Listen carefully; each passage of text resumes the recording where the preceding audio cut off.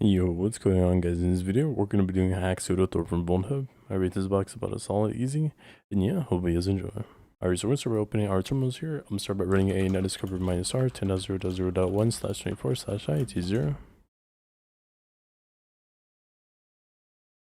We do get the IP of the box, 10.0.0.5, so we're going to start by running a mmap scan. So I'll do mmap -sc for default scripts, -sv for enumeration, which kind of ports on the IP. Doing this, I'm going to do a better guy. We'll do netcat -nv on port 80. It does seem like port 80 is open for HTTP. Using this, we do get a hacksudo-thor. I'm going to try default crest. I'm going to just try admin or admin pass.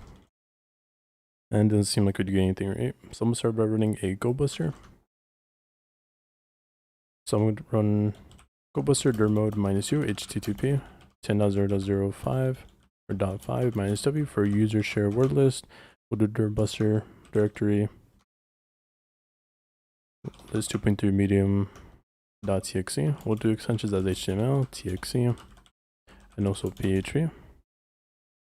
Doing this, we get images, index.php, home.php. These all redirect to the same page, which is a login page. We'll start with visiting contact.php.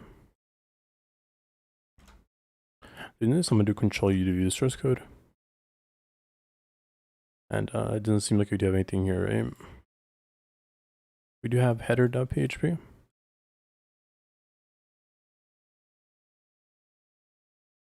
And it doesn't seem like we do have anything there. I'm going to try news.php.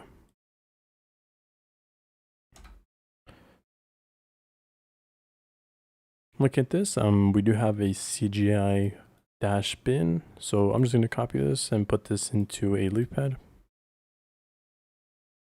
So I'll just put this in my text editor and we can just copy that and leave it there, right? Here we do have a connect.php. So let's try to visit our /connect.php. Take off the view source and it doesn't seem like we do get anything right. I'm going to control U to view source code. And it doesn't seem like there's anything right. Let's try transactions.php. And anytime there's a redirect to, like in this case, you do see that transaction.php is redirected to the home page. I like saying this within burp. So I'm going to go to burp sweep and intercept the request. So I'm going to close, we'll start a burp.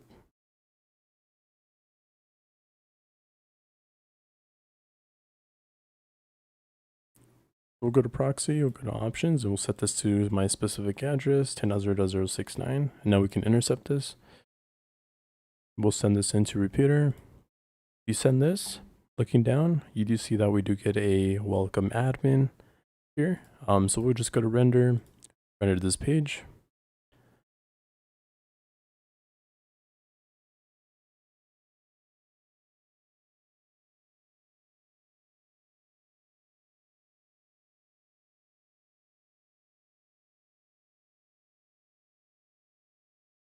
And if you do render this page, you do see that we do get logged in as admin, right? We do have home. We can add customers, manage customers, customer grievances.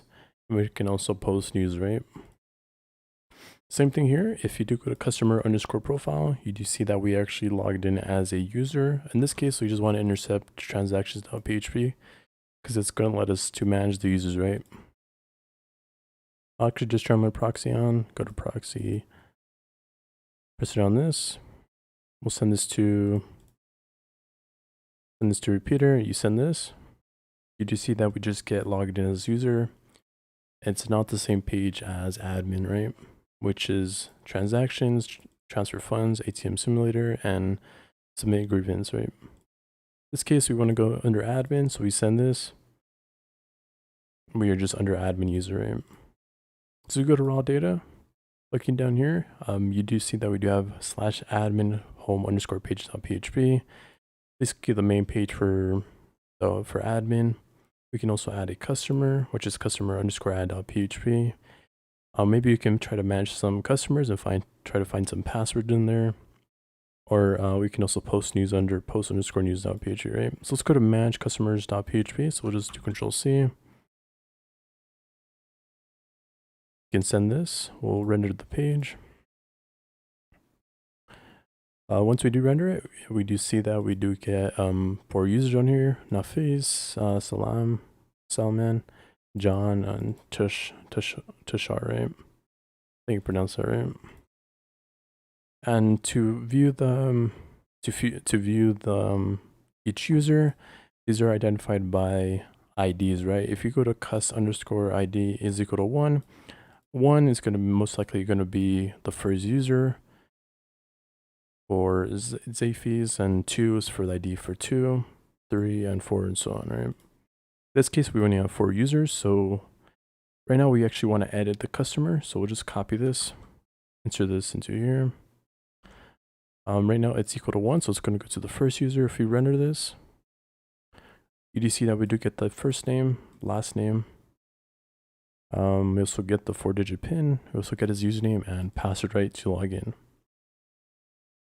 So what I'm going to do is just go, we'll go to raw data. I'm just going to collect all the passwords from the users and create a password.txt and create a user.txt so we can brute force and see if we can get a login successful using SSH, right? So I'm going to split my terminals. We'll be into passwords.txt. I'm going to go into interactive mode and we'll just start by copying the passwords first. So in this password, his password is knifeys123. So I'm just copy that into there. Now we actually want to go to the second user, which is 2. We send this. We do know his password is salam123, so we can just copy that. We'll go to the third user, send this.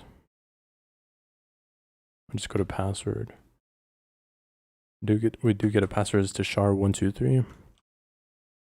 And for the last user, we can go to 4, send this.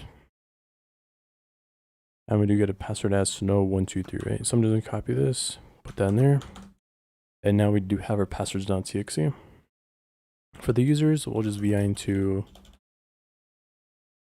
users.txt. And we can just copy the same thing for users, right?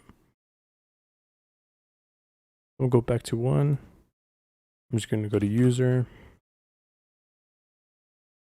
Let's see. So for the username, we do have Zaki94. We'll paste that in there.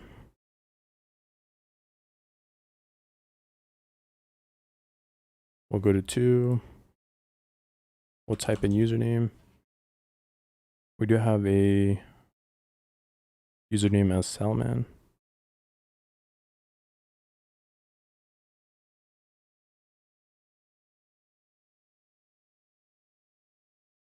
We'll go to 3. We have username. We have a username as Tushar.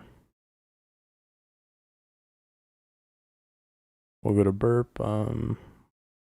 Change this to 4 for the last user. Username. And we do have a user as John, right? So we'll right click this. Now we do have our users. We do have passwords.txt and also our users.txt. So I'm gonna actually just run crackmap_exec. The reason I'm using crackmap_exec is because we have these are small word lists. I'm not using rocku.txt to brute force. So I'm gonna just do SSH for the protocol to 10.0.0.5. We'll do -u for users.txt. We'll do -p for passwords.txt. And we can just let this run and see if we do get a log skills, right? Doing this, looking back over here, we did have a cgi.bin or -bin. So I'm just gonna copy this and see if we can find exploit, right? So I'm just gonna cgi-bin exploit. So I'm just gonna search up shell shock since this is vulnerable to shell shock. I'm just gonna search up GitHub.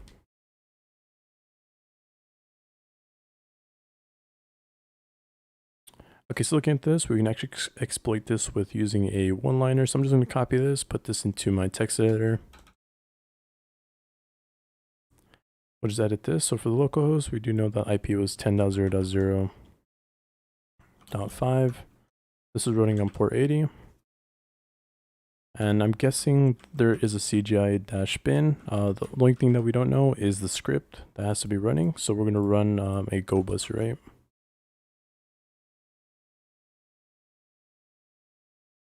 So usually when there's a CGI bin, I like using dirbuster.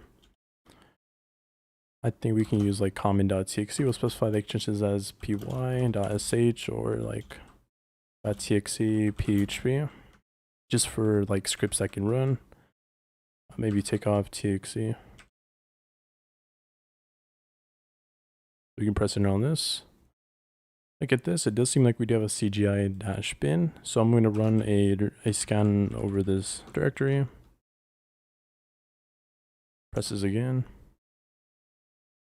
And we actually want to filter out the, so it shows us all the status codes. So we'll do -s and we'll add a 500.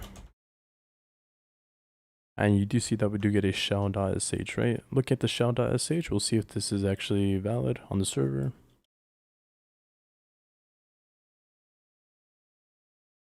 So CGI-bin, and we didn't know it was a shell.sh, right? And it does seem like it is on the server. Since we do have that, we're going to replace vulnerable with our shell.sh. We'll have shell.sh 10.0.0.5 on port 80. In this case, it is catting out /etc password. I just want to check IRDs. We'll just copy this. We'll run this, and you do see that we are www data, right? So I'm clear this, which is www data. So next, since we have to have code execution, I'm just going to do which. We'll just do which netcat. And this seems like we do have netcat. So I'm going to get a reverse shell now, right? So we'll do 10.0.069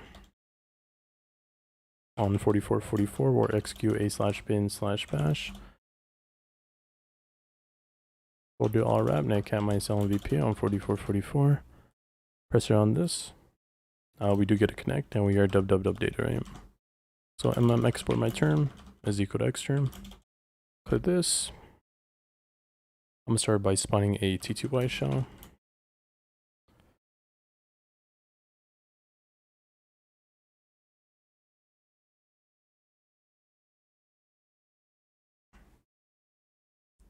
I'm gonna spawn a bin/bash python 3, and now we do have a bash shell, right? Doing this, I'm gonna check my IDs. I'm also gonna run a sudo -l. It does seem like we do have a user as Thor. It doesn't seem like we did get along successful because none of those users did exist since we only have Thor under there. So I'm gonna see if I can run those passwords do exist for Thor. If it does, we can probably use that to run sudo on something, right? So I'm gonna do sudo -l. It does seem like this is running a hammer.sh. So I'm gonna do sudo -u. We'll run this as Thor. Right now it is asking us for input. Anytime there's input, it runs this as a user. Since we did run sudo as Thor, right? So we'll just run a bin/bash. We do ID. Now we are under Thor, right? We'll just spawn a TTY shell again. We'll check IDs, do sudo -l. It does seem like you can run user bin cat or user sbin service. So I'm gonna do sudo. We might do -u for root. We'll run user bin service. So we'll go to GTFO bins for service. We want to run this as sudo. We do ID. Now we are under root ls, and we can cat our roof.txt and our root.txt. Well, guys, that's pretty much in the video. Don't forget to like and subscribe, and I'll catch you guys in the next one. Peace.